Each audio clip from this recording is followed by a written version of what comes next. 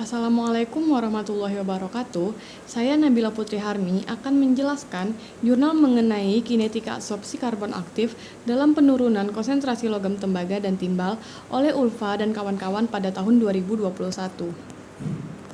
Pencemaran dapat menghancurkan tatanan lingkungan hidup. Salah satunya adalah pencemaran yang diakibatkan oleh limbah. Limbah-limbah yang beracun pada umumnya berbentuk cair dan mengandung bahan kimia seperti logam berat. Menurut penelitian dari Leonas dan Michael pada tahun 1994, tembaga dan timbal itu termasuk ke dalam jenis logam berat. Menyikapi bahaya yang dapat ditimbulkan oleh logam Cu dan Pb, salah satu metode yang dapat digunakan yaitu adsorpsi. Adsorpsi merupakan peristiwa menempelnya atom atau molekul suatu zat pada permukaan zat lain karena ketidakseimbangan gaya pada permukaan. Proses absorpsi ini mempunyai beberapa keuntungan, yaitu lebih ekonomis, tidak menimbulkan efek samping yang beracun, serta mampu menghilangkan bahan-bahan organik. Untuk zat yang terabsorpsi itu disebut sebagai adsorbat, zat mengabsorpsi itu disebut sebagai adsorben. Adsorben yang baik memiliki kapasitas absorpsi dan efisiensi absorpsi yang tinggi. Kapasitas absorpsi dapat kita hitung menggunakan rumus Q sama dengan CO dikurang CE per M dikali V. CO adalah konsentrasi awal larutan, CE adalah konsentrasi akhir larutan, M adalah massa adsorben yang digunakan dalam gram, dan V adalah volume larutan dalam mililiter. Untuk menghitung efisiensi absorpsi dapat digunakan rumus konsentrasi awal dikurang konsentrasi akhir per konsentrasi awal dikali 100%. Model isotherm absorpsi yang biasa digunakan itu ada dua, isotherm Freundlich dan isotherm Langmuir. Untuk isotherm Freundlich ini digunakan persamaan Qe sama dengan Kf dikali Ce berpangkat 1 per N. Qe adalah jumlah zat yang terabsorpsi per gram adsorben, Kf adalah kapasitas absorpsi, Ce adalah konsentrasi zat terlarut dalam larutan setelah terjadi kesetimbangan absorpsi, dan N adalah intensitas absorpsi. Untuk isotherm Langmuir itu digunakan persamaan Qe sama dengan Qm dikali Kl dikali Ce per 1 tambah Kl dikali Ce. Qm adalah kapasitas absorpsi maksimum, Kl adalah konstanta absorpsi Langmuir, Ce adalah konsentrasi zat terlarut dalam larutan setelah terjadi kesetimbangan absorpsi. Hasil dari penelitian ini dapat dilihat pada tabel.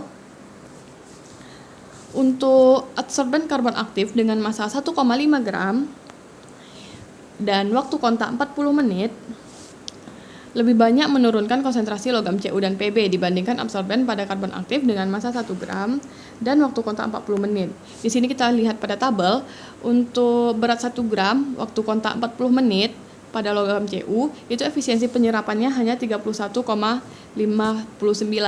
Sedangkan untuk berat karbon aktif 1,5 gram waktu kontak 40 menit, efisiensi penyerapannya 34,17. Yang menandakan lebih besar efisiensi penyerapan pada berat 1,5 gram. Untuk logam Pb seperti itu juga, berat 1 gram waktu kontak 40 menit, efisiensi penyerapan 80%.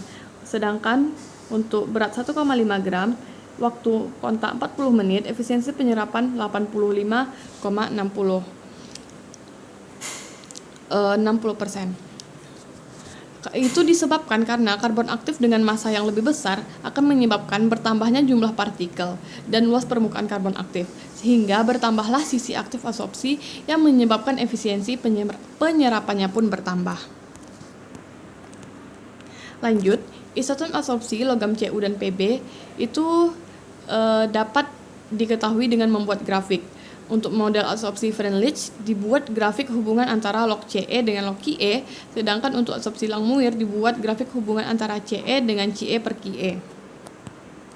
Yang pertama kita lihat logam Cu. Untuk grafik yang di atas, yang pertama ini adalah isotherm Freundlich, yang kedua adalah isotherm Langmuir. Kita lihat linearitas untuk isotherm Freundlich itu R-nya sebesar 0,9853, untuk Langmuir 0,967, di mana linearitas pada isotherm Freundlich lebih besar dibandingkan linearitas isotherm Langmuir. Hal ini menandakan bahwa isotherm absorpsi untuk logam Cu oleh karbon aktif dianggap mengikuti tipe isotherm Freundlich. Adsorpsi tipe isotherm Freundlich merupakan absorpsi yang berlangsung secara fisiosorpsi multilayer.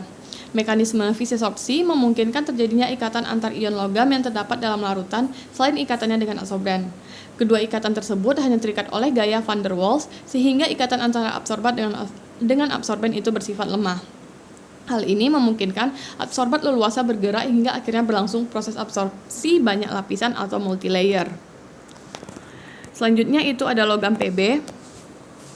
Sama seperti logam Cu, grafik pertama itu adalah isotherm Freundlich dan grafik kedua adalah isotherm Langmuir.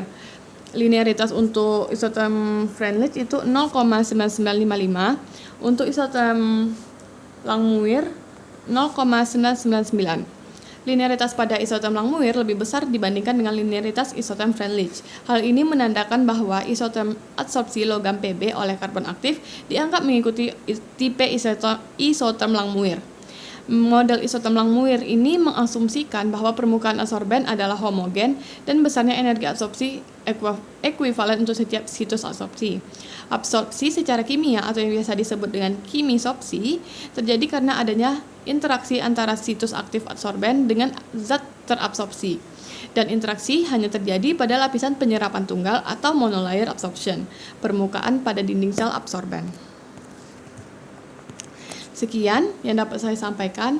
Mohon maaf jika ada kesalahan. Saya akhiri dengan Assalamualaikum warahmatullahi wabarakatuh.